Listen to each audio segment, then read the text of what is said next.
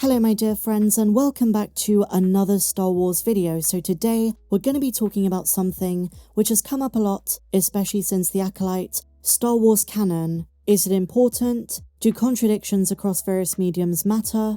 Considering this is nothing new and not even limited to the Disney era, should we even care about it? There's a lot to discuss, but I want to take the discussion in a different direction. We're going to focus on some things Pablo Hidalgo and Dave Filoni have said, and why modern Lucasfilm's interpretation of what is canon and the importance of canon might differ to that of fans. So, here's the thing. A decade ago, Lucasfilm says, the expanded universe, what is now Legends continuity, has been decanonized. It was never really canon to begin with, but those stories were set aside and separated from what is considered canon in the most official sense. Star Wars fans do have their own headcanons, stories which, regardless of the label of canon or legends, mean so much to us, it's our version of the official events. Now, when it comes to this conversation, it's important to note that even within canon itself, there are subcategories. It's like what George Lucas said, the movies, for him the 6 movies and then the sequel trilogy and spin-offs under Disney, so 11 in total,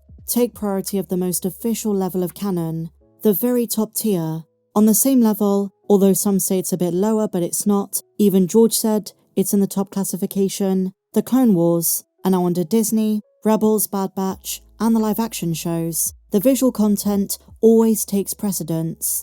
The canonicity of those stories is utmost. And then there's other media like literature, like the books, the comics, and George Lucas said, while those are important, he never saw them as top tier canon. So he was comfortable retconning some of that, changing things, prioritizing his own visual media if it meant contradicting the books. Now here's the difference. In Disney canon, whenever they release books and comics, they don't tell us what George told us. For Disney, it's all canon, and so, as readers, as fans, we assumed that they should be taken as seriously as the shows and the films. But in recent years, on several occasions they've gone back and contradicted their own canon. The Ahsoka novel by E.K. Johnston is undermined by the Clone Wars Season 7 and Tales of the Jedi Season 1, and it's not just a different version of events, some characters and plot points are directly contradicted, and we spoke about this when the show released in 2022. Moreover, the first episode of the Bad Batch Season 1 alters the Canon comic, the way Kanan survived Order 66. At the end of Kanan's first story arc, Captain Grey overcomes the effects of his inhibitor chip and sacrifices himself and Commander Styles to save Kanan's life. The Bad Batch rewrites a lot of this, assuring the bond that he and Balaba shared with their clone troopers, as well as Grey's sacrifice to save his friend, and changing the way Kanan survives by running away from Crosshair. Now, while I absolutely adore the episode of the Bad Batch and I'm a massive fan, I just wish Lucasfilm could be a bit more consistent and actually start to respect the stories from the novels and those who read them. If you're going to say they matter and you're going to say they're canon, then don't just change it on a dime, or at least introduce a canon tier system, where if stories do have some canonicity to them, but maybe the narrator is unreliable and they want to go with that approach, then make it clear from the off. Don't make novels and comics seem more important than they are if you're happy to retcon them in a different means. Now, I'm not talking about instances like Darth Plagueis or Ki-Adi-Mundi, where it was Legends information that was changed. I'm not talking about Legends being overwritten, they do that all the time. I'm talking about instances where Lucasfilm establishes a canon and then goes back on it. So what does the so-called apprentice of George Lucas, Dave Filoni himself, have to say about it? On multiple occasions, he's come out and said, canon doesn't matter as much as you think, and George didn't care too much about it either, mainly because he perceives stories as vague outlines. Sometimes they're going to be different depending on who's telling them, and that's the philosophy he wants Star Wars fans to begin to adopt. And then more recently he said this, Star Wars canon is like jazz, not classical music. It doesn't follow rules. I do see what he's trying to say and I understand this perspective. In the Star Wars community, we like to be pedantic. We put great onus on canon events, everything happening a certain way, but Dave said, canon is more like jazz free-flowing music, ever-changing, open to individual interpretation. Now, to be honest, if I'm being more critical, I would say, this just gives them an excuse, an opening, a way out to explain away retcons. But they need to understand that to many fans, we take stories about certain characters we love very seriously.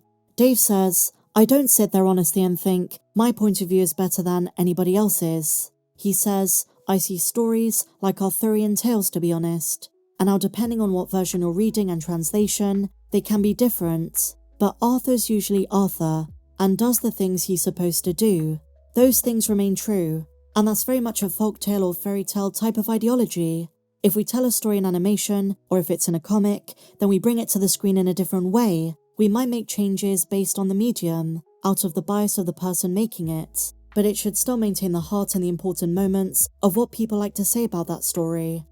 So what Dave is saying is that, if the heart of the story is there, if the journey that the hero goes on is still maintained, and the main aspects of the story are still in place, the small background details like the colour of Depa Biloba's lightsaber don't matter as much. And he's got a point, but when you're talking about major changes, you can see where fans get frustrated. But it seems very clear Dave Filoni has a very different understanding of what canon is. But Dave Filoni clarifies he doesn't share the same view as some of the people at the Lucasfilm story group.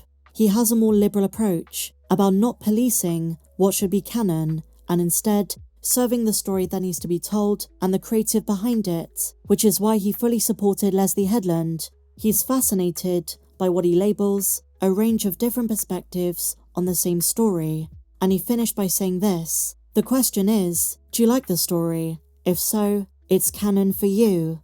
And I spoke about this topic with my good friend Star Force One, and here is how the conversation went. One of the solutions we had in this is before we even knew about this book, they should start doing in-universe reference books, because if you're writing in-universe and there's mistakes, you can just chalk it up to, all right, that author in-universe just didn't know all the details. He had faulty sources, dodgy sources. So it gives an out to any retcons or any mistakes they make. If you're claiming everything's subjective, then you don't have that out. So I think that's a great step forward. The second solution, what do you think about striking out retcon material?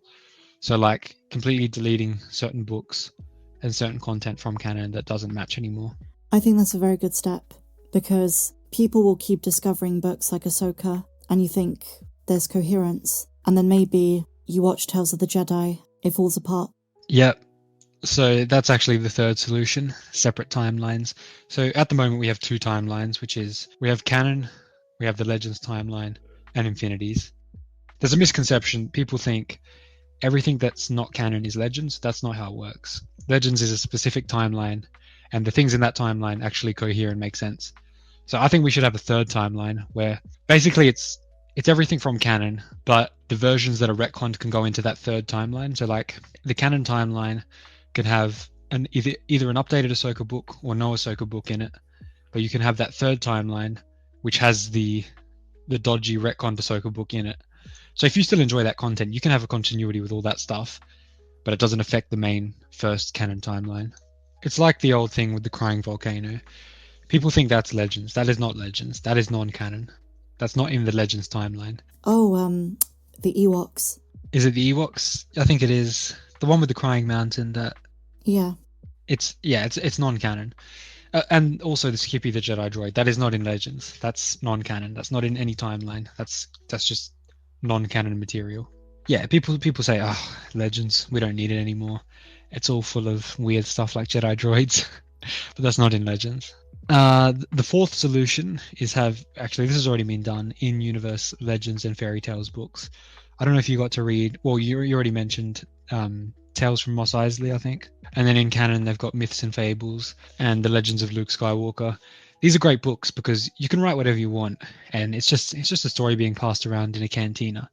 There probably is truth to it if you want to expand on that in a TV show, but the details don't have to be correct because it's not fully canon. So I think that's another good solution they should go with. They should write more of those. I think with everything we're talking about, there's almost a freedom, a flexibility if they want to expand canon into multiple tiers. I love Tales from Mos Eisley, Tales from Jabba's Palace, but at the moment, and I saw this in the comments section on some of my videos back in 2022, but also throughout the Star Wars online sphere, why should fans bother buying these comics or these novels if they know the visual content takes precedence and there's no real reason to read it then because it's not going to be taken seriously by Lucasfilm? And you've also got this problem of less crossover media these days. Even though we see characters like the Grand Inquisitor in the new Inquisitors comics, I don't know if you saw those, it's not as if that's going to have any impact on a TV show we're going to see.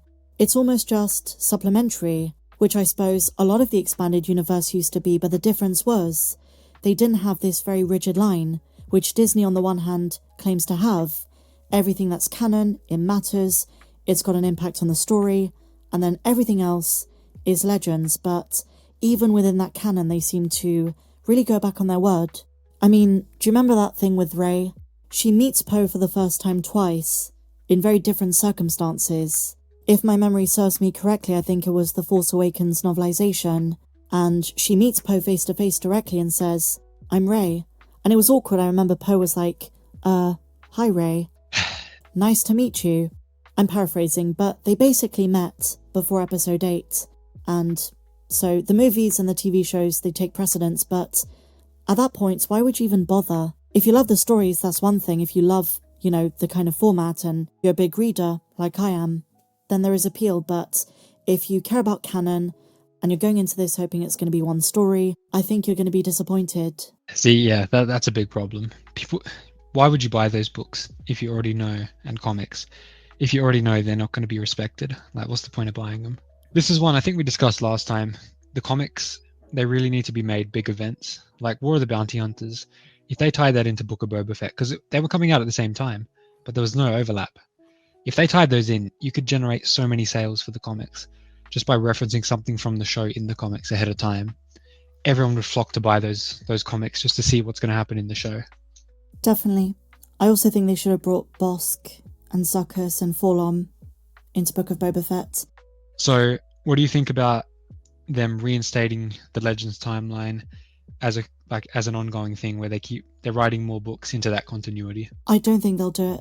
I really don't think they'll do it, because anything they do, they want to be part of their new canon.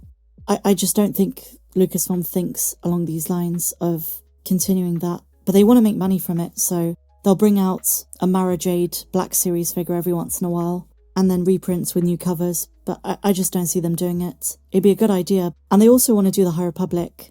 That's one thing we didn't get to talk about. I'm surprised they're doing tie-in books for the show. That's the first time they've done it, I'm pretty sure. Tie-in books for an actual ongoing live-action show.